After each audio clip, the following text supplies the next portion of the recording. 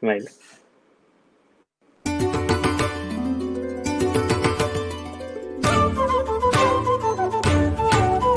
कला प्रदर्शिनी कला प्रदर्शिनी कला प्रदर्शिनी कला प्रदर्शिनी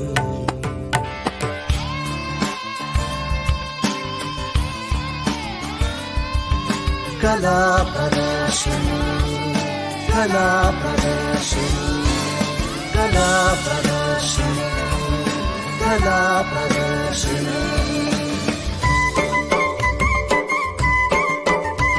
कला प्रदर्शिनी कला प्रदर्शिनी ततुम ततुम ततुम ततुम ततुम ततुम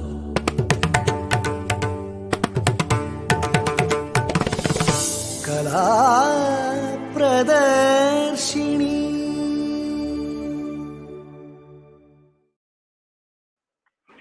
Namaskaram. Good evening to all our viewers today. We have a very special woman achiever amongst us this evening.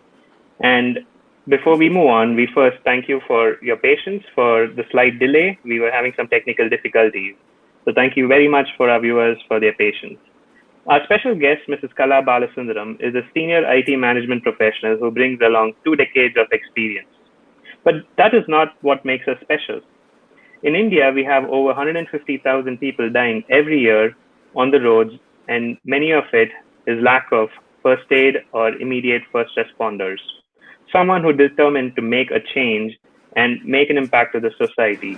And with that zeal, Mrs. Kala Balasundaram founded the Alert Foundation, which is a reputed NGO which focuses on training for first aid, CPR, and also first responders.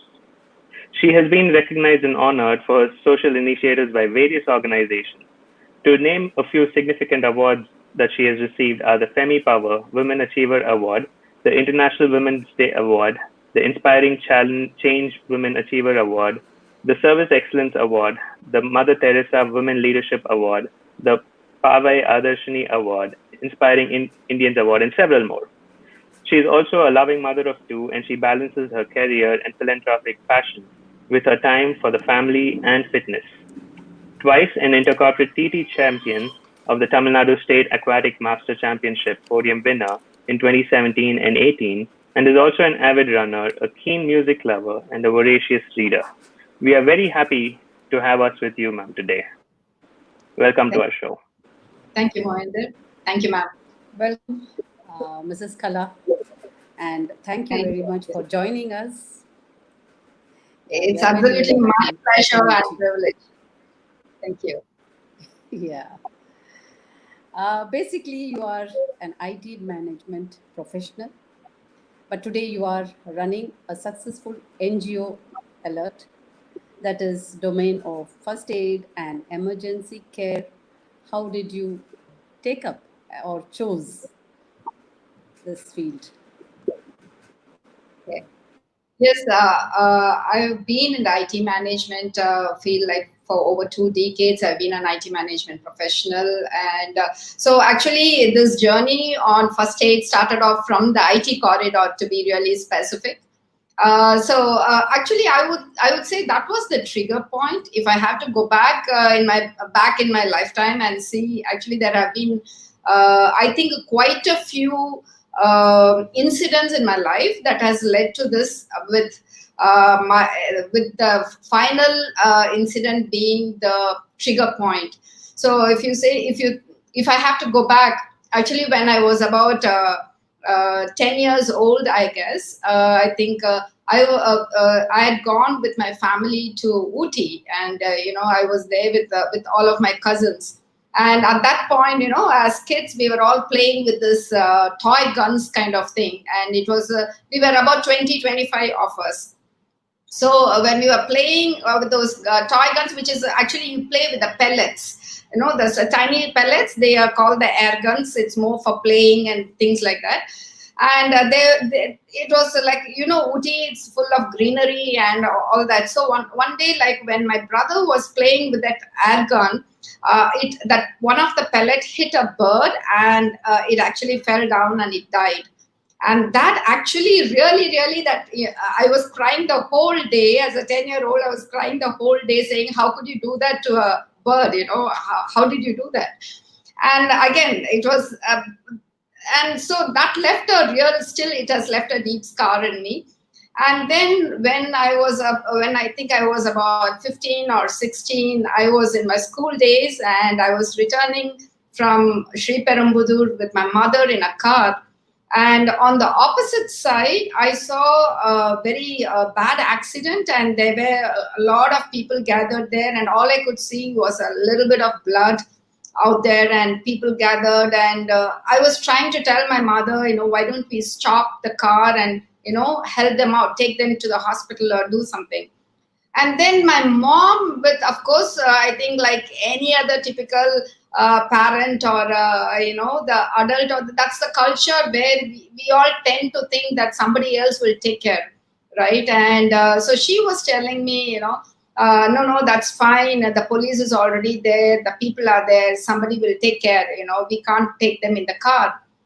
And that was really disturbing for me. And likewise, again in college, I was in college, and I was traveling to, I think, some Salem or some place. So I was in a central railway station. And as I was walking along with my parents to the train, I saw a very old man twitching with epilepsy. He was frothing in his mouth, and then you know how a central station would be at around 9 o'clock, 10 o'clock, right? It was filled with people. But believe me, there was not a single person who was stopping to check on what was happening to that person. And that included us also.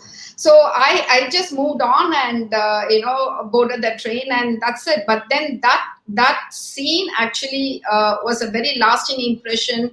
To date, it is still a lasting impression in my mind. But actually, the trigger point happened when I was working for an IT MNC in the Siruseri area, which is now called the IT Highway, the OMR, right? That is where you find all the IT organizations. So I was working for an European company out there, and I'm talking about the time frame of 2005 and 2006. So every time I board the bus in Madhya Kailash and until Siruseri, it will take. The roads were not like today. We have a 6-lane. Absolutely, you can just zip past and reach from Madhya Kailash. You can reach in 15-20 minutes. But those days it used to take an hour and a half. And since the roads were so bad and the cattle traffic was so much, I used to see a lot of accidents. And typically when you go in the bus, you doze off, right? And then you get up only when your company comes. So every time there is a commotion and there is, the bus slows down, and when you look out, there would be an incident, and typically it would be a road accident. Not every time a gory one, but still you will find some breadwinner, a young IT professional out there with helmet, without helmet. There would have been a scene, and without an exaggeration, maybe I would be saying at least one accident per 3 weeks in a month or so, like that. It used to be so bad. And every time, what bothered me was not the accidents, but what bothered me was the people standing there and not doing anything about it. So every time I used to look out and think, why are people just standing there? Why can't they do something about it? And it was one of those days when it was like a wake-up call for me, when there was an inner awakening, I should say, when there was a voice inside me saying, what are you doing about it? Even you are doing the same thing. Even you are just a bystander. You're just looking out from the vehicle and saying, why aren't they doing anything? So that was a wake-up call for me, and that was the beginning of the journey, right? So then I felt that I should get trained in first aid and emergency care, so that next time I see an incident, I shouldn't walk away from the person. I should do whatever I can. So when me and a few of my colleagues, we went and we got trained in first aid, and that training was once again an eye-opener, because they were all very, very simple universal protocols that once you learn it, you too can save a life. Because we, in a country like ours, every time there's an emergency, just not at the road, it could be at our home, it could be our workplaces, or if today there are so many sudden cardiac deaths happening. Even the gone are the days when you think of a heart attack or a cardiac arrest for a 60-year-old or a 70-year-old. Today, the 30 people in the 30s and 40s are collapsing. So, and every time that happens, we cannot expect a doctor to be there immediately, in the vicinity. So that was when we started training people, and that was the beginning of Alert. So Kalaji, this was exactly the point why we have you today, because we ourselves in our own family, we went through this in the past few years. We've had several people just collapsing out of a cardiac arrest, and many times it's out of anxiety or not knowing what to do. You're helpless and you're dependent on something else, some external factor. While I underwent the first aid training with Red Cross in Belgium, and it was so eye-opening that simple steps can save a life. It's not, you don't have to be a doctor, you don't have to be, and it's wonderful that you brought this up. And I mean, there are a lot of first aid training companies even in the past, right? But Alert is doing something very different. They're reaching out to the mass, they're reaching out to the common man and teaching them how to do, creating that awareness. So I think, isn't that what differentiates Alert and the ones that were already there in the past? It's not like we never had first aid training companies and stuff like that, right? So how is that Alert is doing so much awareness versus what was available in the past? See, there have been multiple organizations who have been doing the trainings already, like as you said, the Red Cross and St. John's, and hospitals have been doing it. And with the due respects, everybody have been doing a phenomenal job. But the need is so much that it can accommodate any number of players in this domain. So, right, but where the crucial, the differentiator between the people who were already there and Alert approached it purely from a common man perspective. Because we, like for instance, I have no science or medical background. Likewise, people here who have formed the Alert organizations are all from different varied fields, and none of them come from the medical background. And when we go and teach auto driver or a fisherman folk or even school children, we assume that they do not have a medical background, and we have simplified it so much, and we have actually come up with a curriculum which is so much aligned to the Indian context.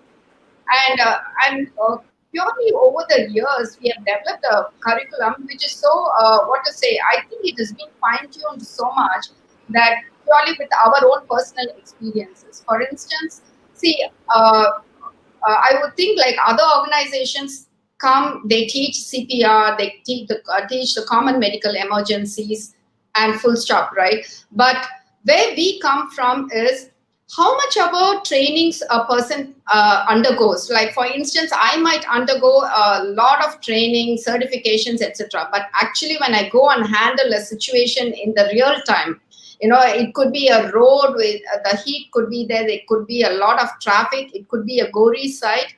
All the training will take a back seat, right? The panic takes over and the fear takes over, and the question like whether I can do it, whether I should really go forward and do it, and things like that. So we have come up with situational leadership modules to it as well. For instance, when I say situational leadership, not necessarily it should be a CEO or a manager kind of caliber.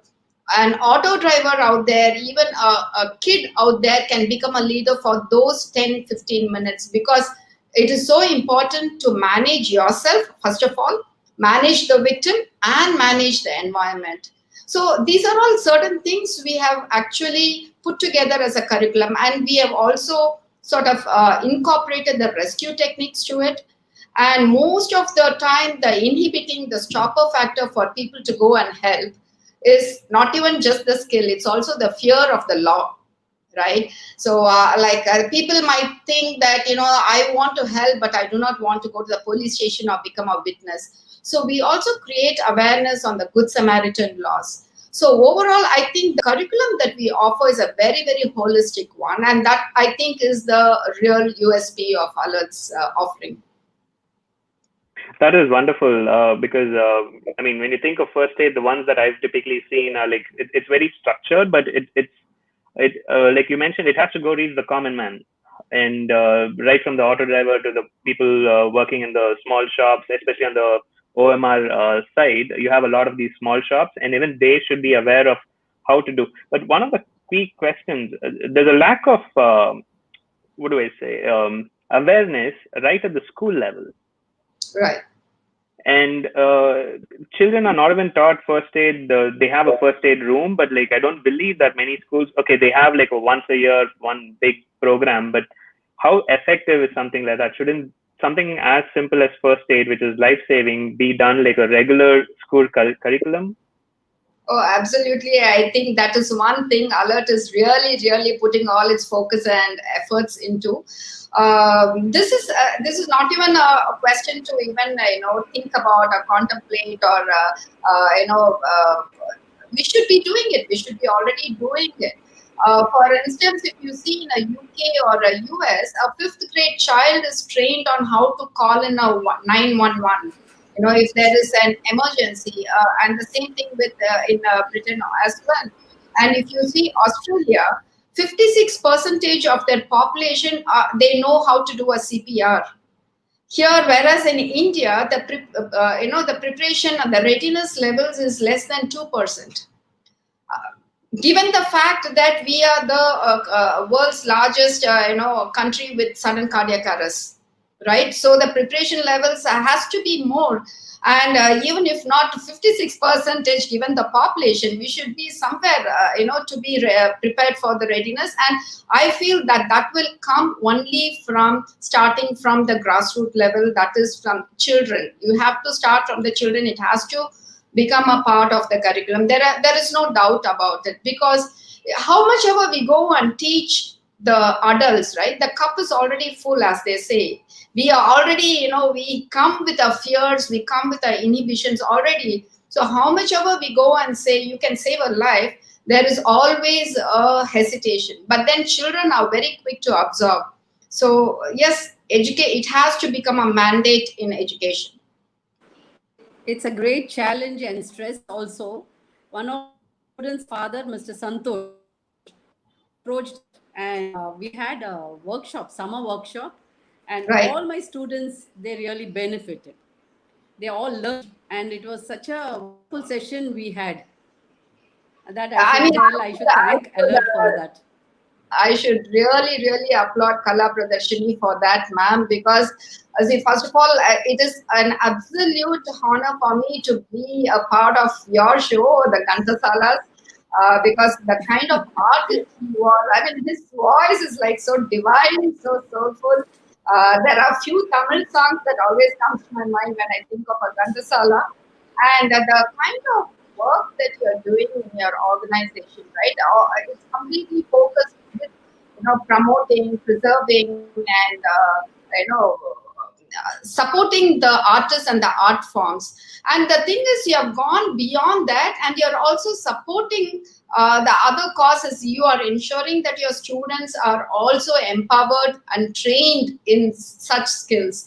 I'm really happy that we trained your students last year, and I think one is already scheduled for October as well. Really looking forward for it. Yes, yeah, yeah. And also, we would like you to come You forward broke our and surprise, give madam. a- Now. for many dancers who definitely need, because we are in Abhay Dance Association, so we want you to also Alert has to come and teach many artists too. Absolutely. We will let you know about that. Sure. Yes, we will do that. So, as you left the corporate career to follow passion at for Alert, do you think this mission of saving lives through your organization Alert is the purpose your life for your life? How did you manage your family too? So, Whether alert, the mission at alert is the purpose of my life. Well, that's a huge question.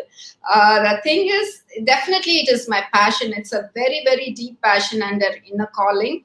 The reason why, I mean, I worked with Alert, with the organization, managing both my corporate life, my family, as well as the NGO for close to 13 years. And it was a big decision to come out of it and do it full time, but I think that was the real need in me for me to get out of my and get into this full time. This is a passion. When I say, it's a very deep calling that doesn't let me sleep, or in a sense, in a positive way, and almost every waking moment of my life I think about this cause. So that is how a deep impact it has on me. But then if you're going to ask if this is the purpose of my life, I think there is a bigger purpose. I would think so, because it's all about serving, right? Alert is one way of serving people, but definitely there is a need in me to serve in different different forms. Like, it could be like serving people, it could be about helping the medically assisting the the patients, like with medical help, seeking medical help. So there is so many forms of doing service, and alert is one of them. So yes, I service, to serve until my last breath is, I think, the purpose of my life. It could be in any form. yeah, love all and serve all is the mantra for all of us. Right. So, what is the dream of Alert? What plans do you have for your future? Yeah. So the dream for Alert is definitely, at least the dream that I have for this organization, is there has to be a point wherein every single person, in our country, has to be medically aware and socially conscious society. When I mean medically aware and socially conscious society, what it translates into is that there there cannot be any life losing in this country just because somebody does not know what to do to save that life, or somebody is hesitating to come forward and save that life just because of their inhibitions, with legal the laws, and their fears and other inhibitions. So, and this can actually can be achieved, I feel, one, as you mentioned, ma'am, like through education. One is through education to create awareness, and there are multiple ways of doing this, and we are Alert is striving for that. So they at least in my lifetime, I would like to see that, as I said, at least people do not walk away from an emergency situation. We see a lot of photographs, videos that are being captured with with somebody lying there bleeding to death, and with no help. That scene has to change in India. So that, I would think, be the dream of Alert. I think that's a very, very noble thought. Like on one hand, you have doctors trying to save, but I think we need more people like you, who, before they even reach the hospital, people should learn what to do. And I think that they're called the first responders, right? As soon as some issue happens, they are there. Can you talk a little bit more? I know you had a convocation just before this interview today. Like, can you explain a little bit more for our audience? What is the role of a first responder? What should they be equipped with, and the problems that they can deal with? Right. So yes, the graduation ceremony that we had today is more for graduating the voices. Voice stands for volunteers in case of emergency. As I'm talking about voice, I'm reminded of Mr. Venkat Chengavali, who's your speaker for tomorrow. He's one of a person. He's a person whom I really respect and draw inspiration from. He's the one who coined this word, saying volunteers in case of emergency. So these people they have been trained intensely for over a period of 7 days. And then they go through an assessment with the Apollo Hospital, who are our partners. And then after that, they go through the graduation ceremony, during which they are given a jacket, life-saving jacket, and a comprehensive first aid kit, a flashcard, etc. So this is one of the most advanced and the signature program of Alert. So if I have to go back and say what are the actual the programs that we do through which we achieve our mission, is we have different ways of achieving it. One is, I would think it's four different ways of we approaching it. One is to first of all sensitize people, because people still don't have that need to learn that first aid as a life skill. So we try to do road shows, we try to do street plays, and create that, tell them how important it is to be prepared for an emergency. It is like having an insurance policy, right? You don't know when it's going to happen, but then you need to be prepared for it. And the second one is creating awareness. And again, we create awareness through short workshops. We do Sunday alert programs, which is for free, which is open for all. People come in. Now we are doing it online. Now with COVID, we are doing all of this online. And so we have 1 or 2 hours program in corporates, in schools, and just give them a peep into what minimum you can do during an emergency and what you're not supposed to do. So basically, we create an awareness on the do's and the don'ts. We talk to them about the Good Samaritan laws and how the law will protect. You don't have to fear. So those are the kinds we do in an awareness program. And then we have some advanced programs, which is a 1 day. And then we have the skilled first responders program, which is the voice, which you just spoke to me, you asked me about. So that is the graduation day that I just finished it a couple of hours back. Wonderful. And I think Alert created about 50,000 volunteers or voice first responders. Yeah, so we have trained over 150,000 people pan-India. And with regards to this voice, we have over 600 voices so far. And what we do is, once these skilled first responders go through the graduation ceremony, they all are put on a network. That is a network. We have a mobile app called Voice. So they have this app. All of us have this app in our phones. So when there is what we have done to this is, we have Uberized the availability of first responders, like how you would call a cab, right? If you need a cab, you will go to the Uber or the Ola kind of app, and you just check if there's a taxi, and then the taxis come. Likewise, when there is an emergency, people who have this app on their phones can trigger that. And yes, the ambulance is already called in for, presuming the ambulance is already called in for. In a country like ours, it typically takes anywhere to 5 to 7 minutes, or maybe a maximum at times even 10 minutes, given the part of the day, the time of the day, right? If it's a peak hour, it takes longer as well.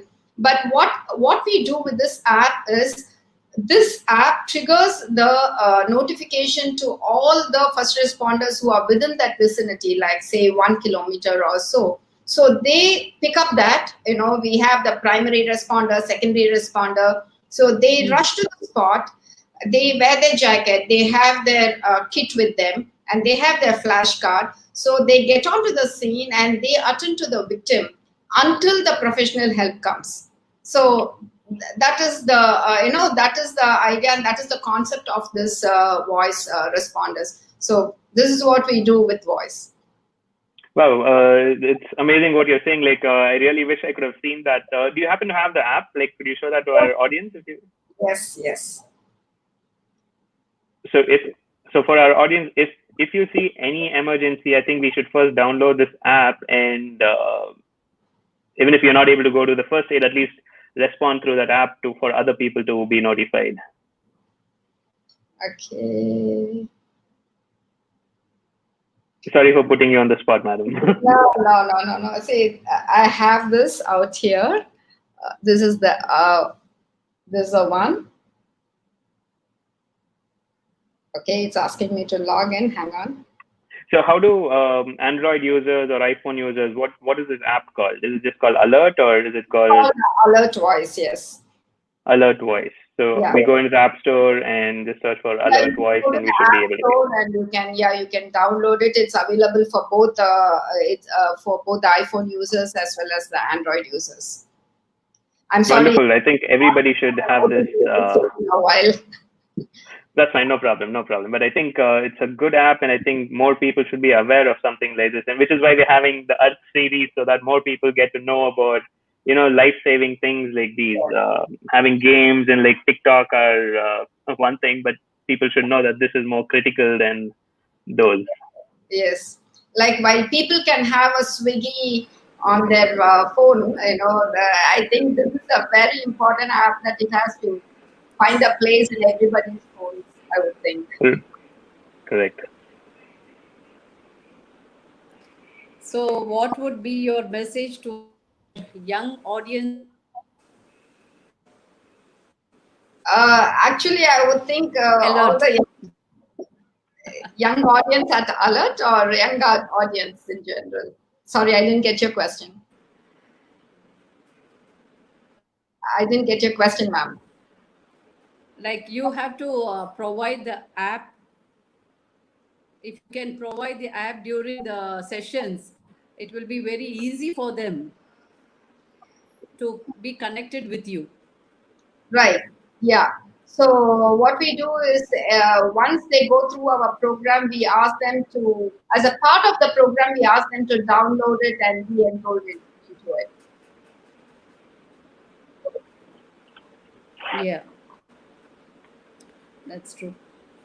Great. So, madam, apart from Alert itself, I know like you've received several awards. And who's your inspiration? Like, how did this get created? Like, I know one of your goals is to train one in every family, which is also what our former president, Dr. Abdul Kalamji, he hoped for and wished for. I know that's the same thing, but like, who are your inspiration? Like, what's your inspiration? Like, could you share with us? Okay, I mean, inspirations, role model, there are many. But if at all I have to say one role model in my life that's my mother. My mother, because I've always, like from my childhood, I've always seen her being involved with a lot of societal activities, and she is extremely dynamic. She runs a business, and even at 76, she still runs a business, and she still runs a old age home. She founded a old age home. She still runs it. And I think even as a child, I've never, be it my dad or my mother, I've never seen them turning away anybody who's come to us for help, come to our family for help. So all those, I'm sure it plays a role in, molding the person. And I consider my mother as definitely my role model. When it comes to inspiring people, there are many. I really cannot pinpoint one person and say, because I believe that every single person has goodness in them, right? Nobody is perfect, yes, but every single person comes with a goodness in them.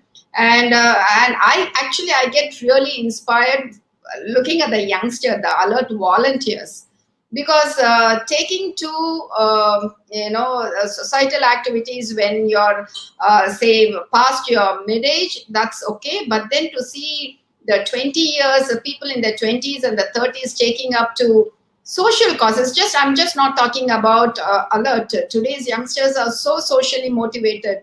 I learned so much from them. And there are so many other people, of course, Dr. Abdul Kalam, that who's everybody's inspiration, and Mr. Venkat Changavali. I really, really respect him, and he's one more inspiration for me. And every single member of a board and the advisory board members, every single person is a university, and you can learn so much from them. So there are so many people I look up to. No, it is indeed amazing. When I went through your website and the board, each person, like you mentioned, is a university by themselves, and the amount that they can, bring to people like us who want to learn, and there's so many things to learn. It's amazing. So thank you so much for that. Again, just for the sake of our audience, what is that they should do to come and learn? Like, is it like a one-on-one? They're asking, like, do you do programs with, say, Kala Pradarshini? Do they come and register with us, or do they come and learn at your place? They just want to know, how do we come and learn this? Yeah, so the thing is, earlier we have a simulation lab, which is India's first simulation lab for a common man, where people can come and learn the different kinds of first aid, whichever interests them. But now with COVID, we have turned everything to online, like this online sessions. So if anybody is interested, they can visit our website, which is www.alert.ngo. And all our programs are listed. For instance, every Sunday by default, we have free programs, which is like an awareness program. They can log into it, they can register, they can attend that. And if you're from a corporate, or if you have a group of people, it could be even like a home association. It could be like from an apartment complex. It could be a club. It could be a Rotary club. It could be any fun club. So if you have a group of 10 people or more, once again, there you will find the mail ID and the contact number. You can approach us and you can tell us, and we will be more than happy to come and do the workshops, be it for corporates, be it for individuals. We can arrange for that. But everything is happening online at the moment, actually. Okay, great. So talking about the pandemic, being a first responder, aren't there risks that as first responders they have to face? And what do they do when they are in such a situation? Yeah, with the pandemic, we have been really taking the message of taking extra care as a first responder. So especially when it comes to giving a CPR. A CPR, actually, the traditional CPR comes with chest compressions and also mouth-to-mouth resuscitation, if you're aware of that, right? And then at some point they came back with just hands-only CPR. But now with COVID, the American Heart Association, which is the apex body for the body that researches and gives the instructions on how the CPR needs to be done, and we follow the AHA protocols. So what the guideline given by them is, please do not give mouth-to-mouth resuscitation. Just do the hands only, the chest compression. And while doing that, we also train the people to convey the message that ensure that the victim lying there has a mask, or even otherwise try and cover the mouth and before you even do the chest compressions. And likewise, even if it is just handling a bleeding, for instance, make sure that you have the gloves on and your masks on before even you approach. And then of course everything else, like the hygiene, the sanitizers, and wash your hands and things like that. But yes, first of all, the first instructions that we give to our first responders, your safety comes first. Correct. So so if you need to be helping another person, you need to be fine. So your safety comes first. And these are all certain specific instructions we convey to the first responders during the COVID pandemic time. Wonderful. It's very similar to in the flight. First wear your mask and then you help others with the mask. Yeah, right. So what are the 5 things that I should keep at home to be able to do a basic first aid? See, first of all, first aid is when we talk about first aid, it is about handling the situation with whatever you have in hand. Most of the time you may not have the right things that you need to handle that victim. Be it a fracture, it could be just a bleeding, it could be a burns, choking, whatever. So first of all, first aid is something that we will have to handle the situation with what we have in that moment, what we have. But if you're going to say, I need to be prepared and I need to have these things to handle a emergency, then I would think definitely what you will need to have is some to handle the bleeding, right? You will have to have some gauze, some cottons, some the gloves, and in today's scenario, definitely the masks, the sanitizers, the Dettol's. So these are all the few things that you should definitely have in every home. Every home and every vehicle should carry a first aid kit that has a pair of gloves, a mask, a sanitizer, a wool, and you can have some the swipes, the antiseptic swipes in them. And so the typically the kit that we give to our first responders will have all of this. So in fact, it will have the big wounds and the small wounds, and the splints to handle a fracture if it is a fracture, to immobilize that limb. So we have all of this in the comprehensive kit.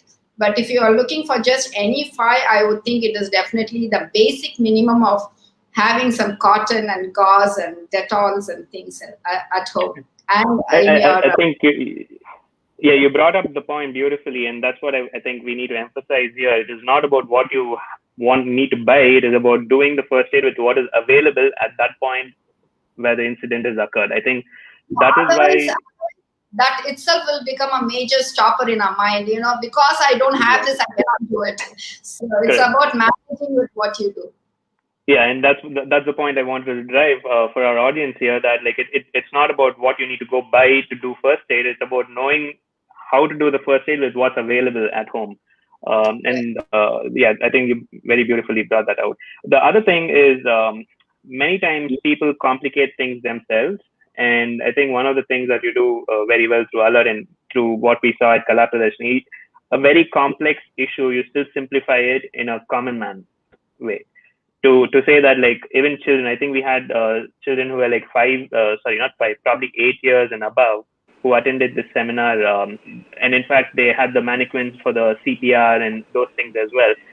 To bring a very complex thing to a way that an 8-year-old child can learn to do, like how you say, like in the US or wherever, they're able to call up 911 to say something is happening. What should parents do to train their children this way? So even I'm a parent now, so what should I do to train my child? Because even over here, I live in Belgium and the medical system is pretty different here. But then what we were told when we did our first aid training is you have to specify the type of ambulance when you're calling up for the emergency. And I didn't know, but I have to say I need this type of an ambulance, because I would have just said I need an ambulance. Because certain ambulances have heart-saving things, certain other ambulances have, I think they don't have certain other devices, if I may say so. So is there something like, as parents in India, especially since we have so many students, what should the parents do to train their kids or educate their kids this way? Yeah, I think most of the learning, the teaching has to go to the parents rather than the children, I would think. Right, in our country, most of these things are culturally, we are like that, right? We are always very overprotective about our children, even if they are in their teens or even if they are in their 20s, because a child is always a child to the parent. In their eyes, they never grow up. So that kind of a very, whereas if you could see overseas, like in US or Europe, they become adults by the time they become 16, and they are allowed to think on their own. So here I would think that every household, be it a girl child or a boy child, they should be taught to be independent first of all and be prepared. A simple thing, a child need not undergo a training on a CPR. We don't expect that. But they could be taught how to call a 108, right? So if there is an emergency, or if you're, because see, a 108 is a combination of fire, police, and health emergencies.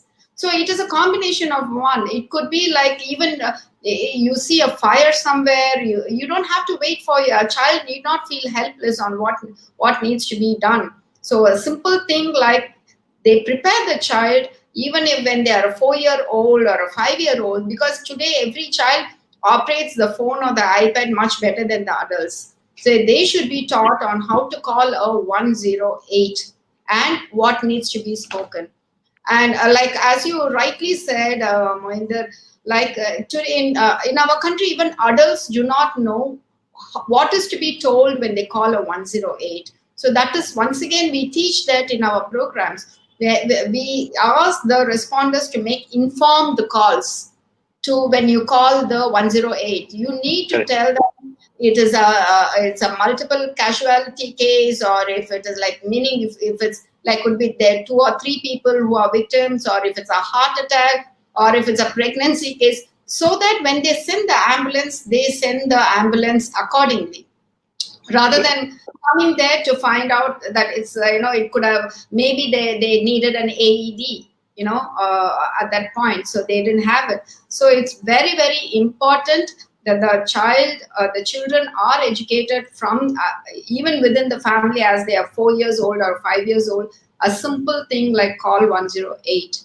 And yes, everybody needs to know what information needs to be given when they call a 108. Yeah, that's a very important point, and something that we are trying to do personally is I taught my daughter. She's 5 now, but when she was 4, we taught her. She didn't know numbers, but she knew like 1 to 10. But we taught her to by heart our phone numbers. Wow. We taught her where we live, and wherever she is, for her it's like a poem. Like she'll say 472 na na na whatever. But for the person listening, they'll actually know that's the phone number they have to reach out to. I think those are very small things that can make a big impact as the child grows. So I think it's an important lesson for parents first to know that first they need to come and attend these sessions that are conducted by Allah to know what to do in case of an emergency and what to speak. I think one of the important points is also the landmarks, especially in a country like India, where it's every corner has a temple, every corner has a religious place. If you say, on the corner of the church, on the right, there are so many churches, so many temples, so many mosques. So they need to be able to give precise landmarks for the ambulance or even the first responders to come there. So thank you for that information as well. Should someone who's already handicapped, can they also learn first aid? That's one of the questions. Like someone who's handicapped, can they also learn first aid? Absolutely, I don't think that should be a stopper. Of course, it depends on the kind of challenge they have. There is always because today we have seen multiple videos and motivational videos.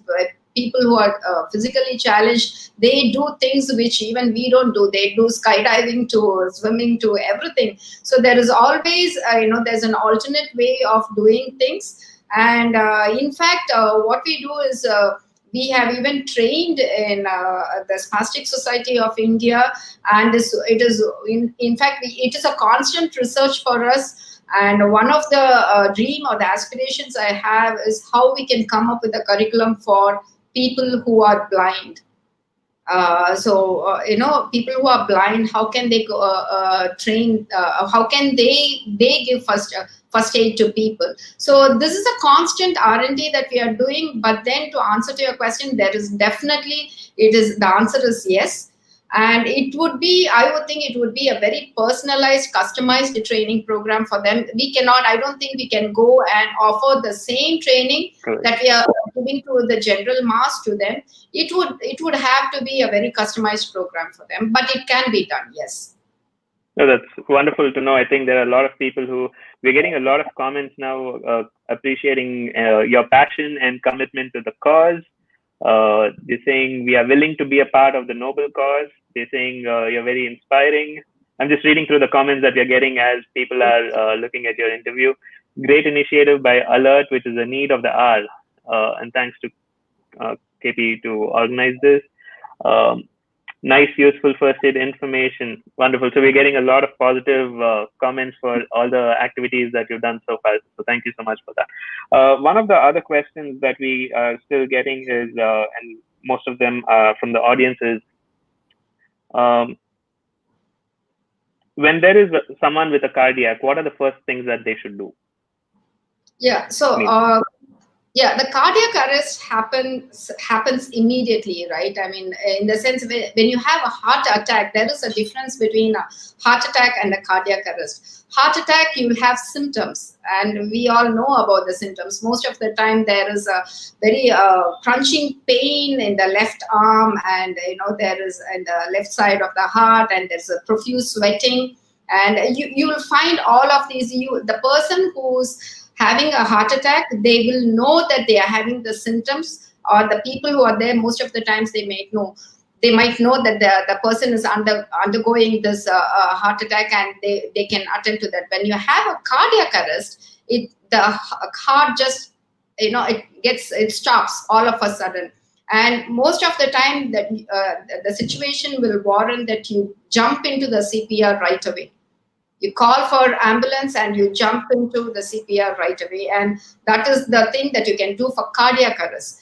For heart attacks, yes, definitely, you can make the person lie down, and or you can even actually make them sit down in a W position. A W position is, you make the person sit like this and keep the legs in a W. Yeah. So, and then you call the 108 the ambulance, and then you take them to the hospital. But when it comes to a cardiac arrest, CPR is the straight away you jump into it. Because one of the problems that was in Chennai, and we ourselves faced this, my father-in-law passed away 2 months ago, was lack of ambulances during the COVID lockdown.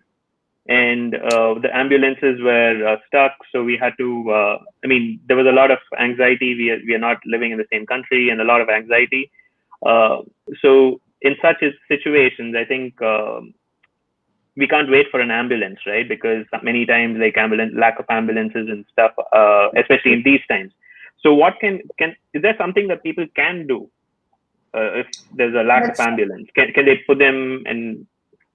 Yeah, so and that's exactly why you need to be a trained first responder, right?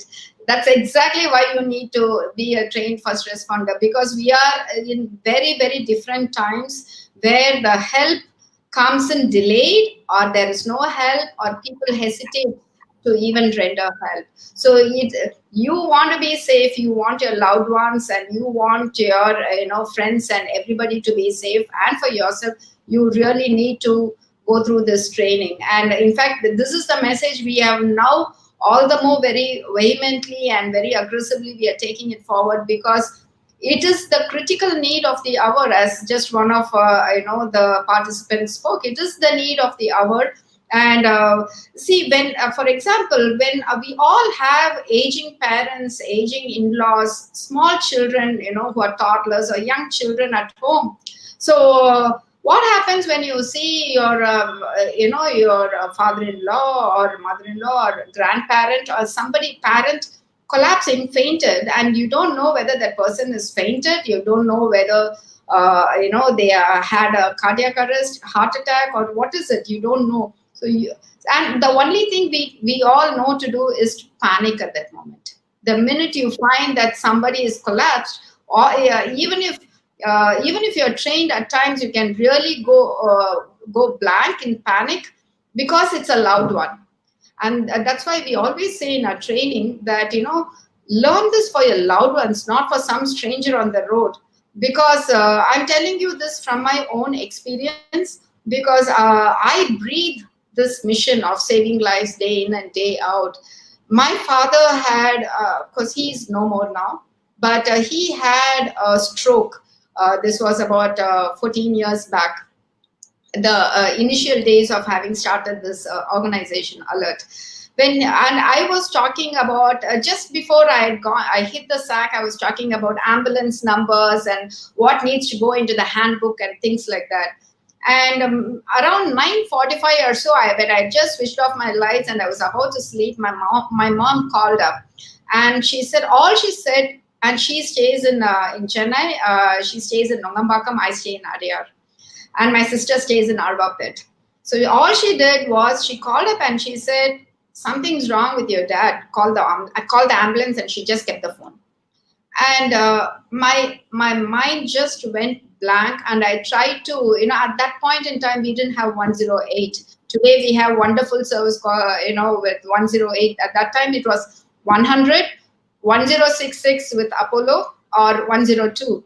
So, but I was squeezing my brain to think which number I need to call. It didn't, because but 15 minutes, 20 minutes back, I was talking about ambulance numbers to a friend, to one of the other trustee in my organization. But actually, when it happened to my dad, my mind was, I was sweating, I was palpitating, but I couldn't remember anything. I was blank. So that is exactly why we need to be constantly prepared. So if something like in your situation, there were no ambulances. So at least, until another alternative option was found, and there could be somebody who could have, who could be attending to the victim out there. So I think becoming a first responder, getting trained and being prepared is the need of the hour, actually. Yeah, I think although we are full of smiles and having a nice discussion here, the seriousness of this topic really needs to go to our audience. It's life-saving, life-changing for many people, especially with single family, single breadwinners. This is critical. It's not like a slow process. This is like you have to be there at that time physically and mentally to be able to do. So I think the point that we need to drive to our audience here is register anywhere, learn basic first aid, basic CPR, something, how to react, what to say. I think these are critical things. So thank you so much for pointing out to all these things, and also for giving the heads up into tomorrow's show. We're going to have a discussion with Mr. Venkat tomorrow with 108, and we're going to talk a lot more about 108 EMRI and his experience as well. So we have 4 minutes more before the launch of the inaugural IPL session with CSK and Mumbai Indians. So with that, I think we have one more question that we just got here. I'll ask that audience question and we'll wrap up today's event. And thank you so much for your time so far. If a person gets fit, what is the first aid that needs to be done? Is this also taught, or is it just heart, cardiac or other things? I think if a person gets fit, like epilepsy, is there what first aid needs to be done, or are other aspects of first aid also covered, like choking? Yes, and fits is also fits as in, like in epilepsy. We do address that. So when epilepsy happens, it will, by default, it will subside in anywhere between 6 minutes to 10 minutes. So when you find a person convulsing, as in a fits, all you have to do is to ensure that the person, please do not move the person, and ensure that any sharp objects or any objects that are around him are moved, so that when the limbs are moving, he is not hurt. And what you could do, if possible, is if you can go behind the person and lift the chin up very slightly, so that they don't end up biting the tongue. Most of the time they end up biting their own tongue. And one more thing you can do is definitely, the one thing we should not do is to give them anything like a key, like in a steel. It is only a myth that you can give them a savi kotte or something like that and it will stop. That is a myth. Yeah, whether you give the keys or whether you give any kind of steel objects, it will automatically subside in a few minutes. So just allow them, just make sure that they get enough air, and once it subsides, you can make note of the time. Actually, you can make note of the time as to how long it lasted. And once it subsides, you can put them onto a side. We call that the recovery position, so that until they gain conscious, until they become okay, you can put them into a recovery position, so that even if they are frothing, even if they have puked, or even if saliva is coming out of their mouth, due to the gravitational force, it will start coming out and they will not be choking on it. So these are all the simple things that you can do. Just we do not have to restrict them. Just allow them to be and move all the objects around them, and they should be fine. Wonderful. And the last question, we have 1 minute more. They just want to know the name of the app again. Voice. It's Alert Voice. You'll find Alert two Voice. arrows. Yeah, you'll find two arrows, one in green, one in purple. So it's called the Alert Voice. Okay. So thank you so much again. It was wonderful having you, and thank you for sharing so much information. It was very eye-opening and matter of show the importance. And I really hope like the government and schools take this initiative, implement certain mandatory laws, not just for schools but for the common public. If it's an apartment complex, there should be a mandatory AED in every apartment. There should be someone with mandatory first aid training every year for any trust or association. So I hope the government takes up these things, and alert can be a bigger part of the social impact. So thank you so much again. Have a wonderful evening. Have a good Thank you night. so much. Thanks for the opportunity.